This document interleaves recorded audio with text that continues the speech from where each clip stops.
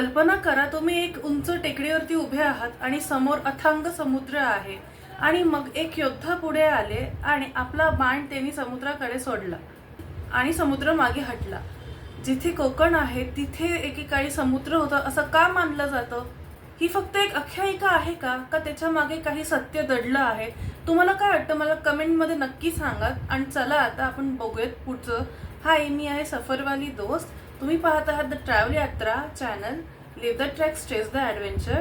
परशुराम भूमी जे आहे ते बुरोंदी विलेज मध्ये लोकेटेड आहे. रफली 11 ते 13 किलोमीटर आहे दापोली पासून. रत्नागिरी डिस्ट्रिक्ट मध्ये महाराष्ट्राच्या. 21 फूट ब्रॉन्झ स्टॅच्यू आहे परशुरामांचा. भारतात अनेक पवित्र स्थळ आहेत, पण परशुराम भूमी वेगळी आहे, कारण ही कथा मंदिराची नाही, राज्याची नाही, तर संपूर्ण भूमीच्या जन्माची आहे.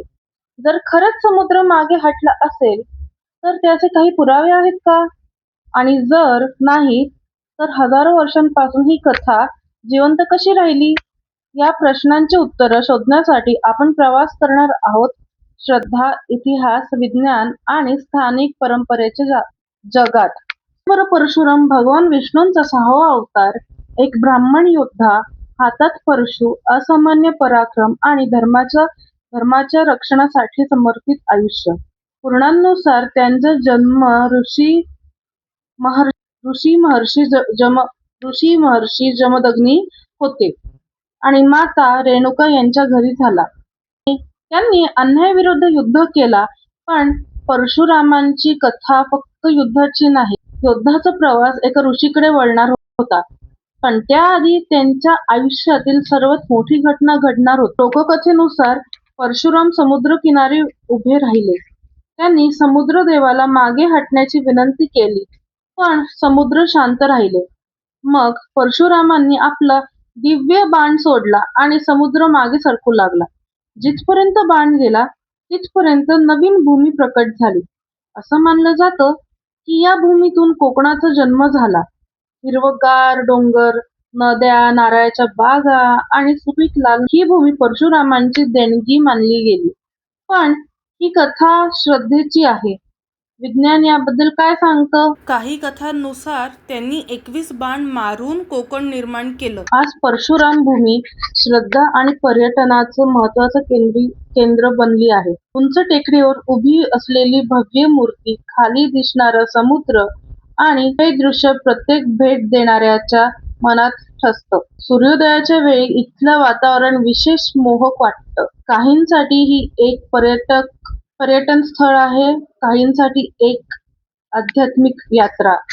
शास्त्रज्ञ कोकणाच्या निर्मितीकडे वेगळ्या नजरेने पाहतात.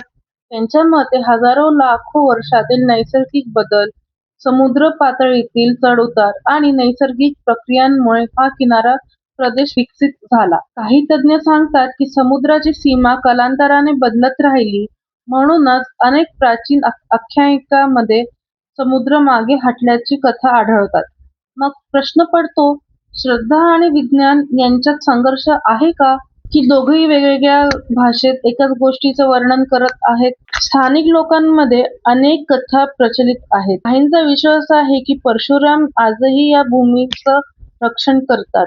काही जण सांगतात की ध्यानस्थ वातावरणात त्यांची उपस्थिती जाणवते. या कथांचा कोणताही वैज्ञानिक पुरावा नसला तरी त्या पिढ्यानपिढ्या सांगितल्या जात आहेत. आणि कदाचित या कथांमुळे ही भूमी फक्त एक स्थान राहत नाही, ती एक अनुभव बनते. आपण बसने पण ट्रॅव्हल करू शकतो, रेल्वेने जर जात असो. जर तुम्ही मुंबईहून प्रवास करत असाल फॉर एक्झाम्पल, तर सर्वात जवळचा प्रमुख रेल्वे जंक्शन खेड आहे.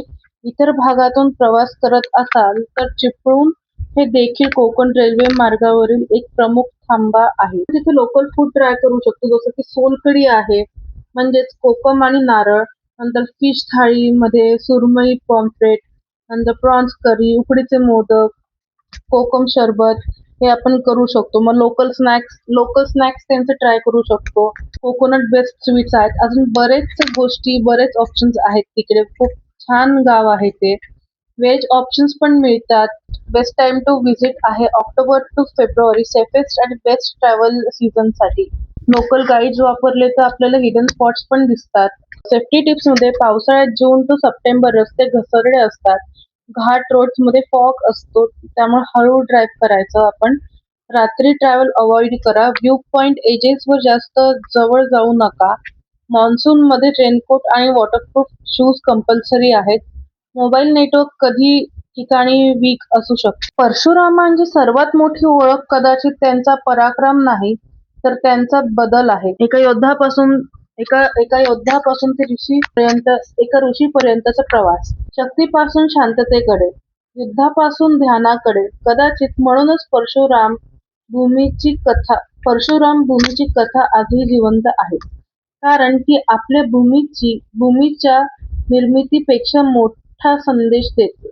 खरी शक्ती जिंकण्यात नाही, तर स्वतःला बदलण्यात असते. आणि कदाचित याच कारणामुळे परशुराम आजही लोकांच्या स्मरणात अमर आहेत. मी आहे सफरवाली दोस्त.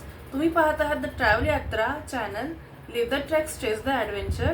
लाईक, शेअर, सबस्क्राईब, कमेंट करायला विसरू नका तुमच्या सफरवाली दोस्तला.